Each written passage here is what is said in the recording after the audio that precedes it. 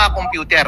Kahit iba yung language na ginagamit, pwedeng JavaScript or kahit na anong script, Python, Node.js. Hindi ko sinasabi na ganito ang ginagamit ng Comelec. Kaso nga lang ang ano yan parang sasakyan yan Kahit tricycle yung gamit ng isa, ako kotse, pero parehon pa rin silang merong pa rin combustion engine at kumakain pa rin ng gasolina o diesel. Kaya kapag tinanggal mo yung diesel, hindi yan aandar.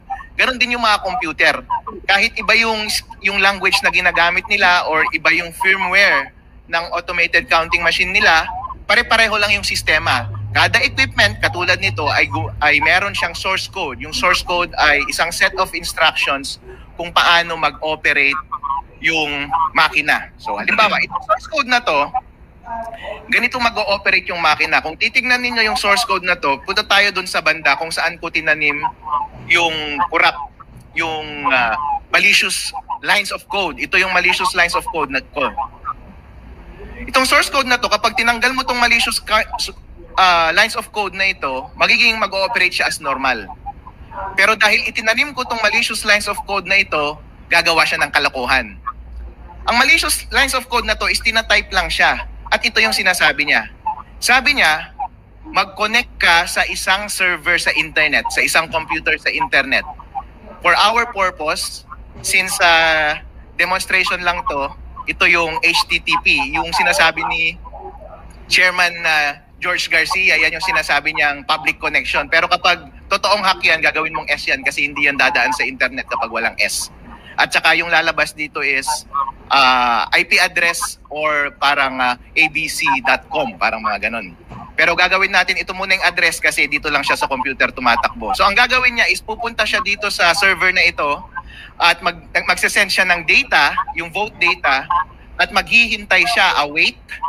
At pagka-hintay niya ng resulta, yun yung ipiprint niya na result dito sa makina natin. Ready na po yung code? Sige. Okay.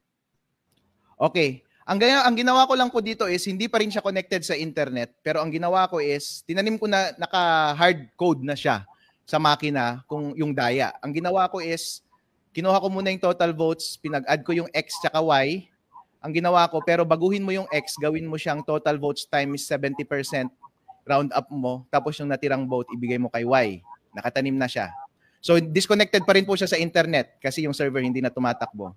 So, ang gagawin natin, corrupted na yung source code, meron ng automatic na daya. 1, 2, 3, 4, 5. 1, 2, 3, 4, 5. Print vote. Ayun, 7-3. Wow.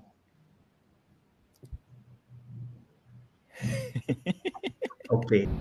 Grabe, no? Balikan natin itong demonstration na ito, no? Ayan, boboto siya dito, parehas na 5. Ayan, 5. And then parehas na 5. Pero ang lalabas pag na-print vote, ito. Makikita niya ito. Ito yung machine number. Kunwari. Kanina, kinlik ni attorney ng 5 na beses. So, dapat, yung candidate X is dapat 5 din. Yung candidate Y, dapat 5 din. Pero makikita ninyo, dahil doon sa programming or malicious code, kahit na 5 beses ang inilagay mo kay X, yan o. Kahit na 5 ang nilagay mo kay X, ang lumabas 7 votes, edi talo si Y. Talo si Y sa botohan. So it's really possible, ha? It's really possible na ganoon siya. Na naka-embed na siya and pre-programmed na. Yeah. Oh, and it's also possible na pre-program siya na halimbawa 70-30, 70% of the votes in a precinct will go to candidate X and 30% of the votes in the precinct will go to candidate Y. Or pwede rin siya dagdag bawas. Naka-embed na, pre-program. Kahit na walang internet, yun yung lalabas. Oo. Okay, my question, Attorney Harold, is how do we inspect and know that? Yeah. Para ma-detect natin siya. Talagang, kumbaga, parang isusurprise mo talaga.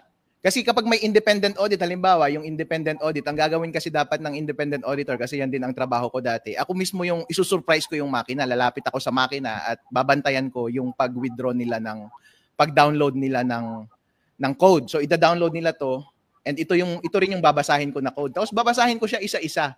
dapat naiintindihan ko kasi yung language isa-isa, babasahin ko siya. Ngayon, tapos sasabihin ko, okay na, isa-certify ko, i-hash ko actually ito magkakaroon ng garbled para ilalock in ko yung Yeah. letter by letter ng code na ito. And yun dapat yung code pa rin na lalabas. Ngayon, ibabalik ko na sa kanila, yan dapat yung nakatanim. Para next time na mag-surprise ako, isusurprise ko yung makina and then kukunin ko, ida-download ko ulit, dapat yung hash nila pareho. Kasi kapag pareho yung hash nila, ibig sabihin walang nang bago sa code. Hindi na update yung code. So okay, sa akin pa rin. Kaso nga lang, pagkatalikod ko, o yung kahit na sinong may access sa makina, in-update yung makina, o meron pa bang makaka-check nun later on? Unless meron ulit magsusurprise on election day. I-surprise mo, bantayan mo talaga yung makina and basahin mo ulit yung code na nasa makina and tignan mo kung match pa rin sa hash. Yan ba? Matagal ba yung gawin? Madali lang, ipakita ko po sa inyo paano mag-hash. Wait, no. Yun lang. Gusto ko lang malaman na you can do it sa election day itself. Mahirap po kasi kailangan mo ng tao kasi. Oo. Kailangan mo Pero ng kung may tao na tao, magsusurprise. Kung may tao ka, magagawa niya ng mabilisan or will it take a lot of time na mumurahin ka ng mga voters na nakapila? Hindi naman, mabilisan lang po. Okay. Yung next question ko is, can you verify kung nagkaroon ng tampering after the elections? Yun po, specifically ganun po. Kasi yung independent auditor, dapat i-hash niya talaga yung code. Tapos, yun, naka-record lang, naka-public yung hash na yun. Okay, na-audit na yung code natin, ito yung hash niya, garbled. Kasi kapag ganito pa rin yung hash niya every time, hindi siya nabago. Ngayon, random on election day, try mo kunin yung code dun sa makina, tapos i-run mo yung hash niya. Kung pareho yung hash, hindi na bago yung code. Mm.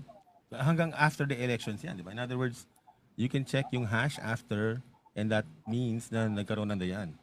Pwede mo pa rin i-check after hash, kaso nga lang in between, paano kung in-update back nila?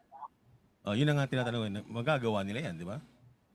Even Kung after nagawa nilang generating the i-update result. after audit, baka pwede nilang i-update back after election. So in effect, kasi kung may independent audit nga and then ilalagay yung main source code sa BSP, that's the main source code. So ibig sabihin, kung may mangdadaya, pwedeng baguhin pa rin yung mga nakaprogram dun sa machines, no? And it will be different from what is deposited sa BSP. Tama ba?